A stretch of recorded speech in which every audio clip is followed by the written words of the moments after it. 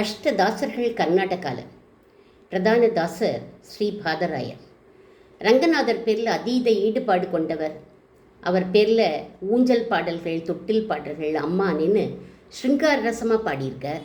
எல்லாத்துலேயுமே ரங்க விட்டலை அப்படின்னு தான் முத்திரை வைப்பார். திருமலையப்பன் பேரில் அதீத ஈடுபாடு கொண்டவர். எல்லாரும் திருமலையப்பனுக்கு ஆபரணம் பண்ணி போடுவா, பூஷணம்.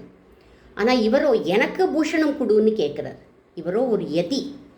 பூஷணக்கே பூஷண இது பூஷண சேஷகிரி வாசா வரவெங்கடேசான்னு அழைச்சி பூஷணங்களை கேட்குறார். நாளிக்கே பூஷண நாராயண நாம, நாக்குக்கு பூஷணம் நாராயண நாமம் சொல்கிறது. காலிக்கே பூஷண ஹரி க்ஷேத்திர யாத்திரா, ஹரிக்ஷேத்திரத்துக்கு நடந்து போகிறது தான் காலுக்கு பூஷணம். ஆலயக்கே பூஷண துளசி பிருந்தாவன, ஆலயத்தில் துளசி இருக்கணும், அது இல்லை அப்படின்னா ஸ்மசானவது அமங்கலம். விசால கர்ணக்கே பூஷண விஷ்ணு கதையும், விஷ்ணு கதைகளை காதால் கேட்கறது தான் காதுகளுக்கு பூஷணம்.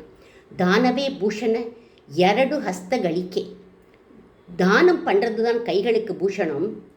மோதிரமோ வளையல்களோ அடுக்கிக்கிறது பூஷணம் இல்லை.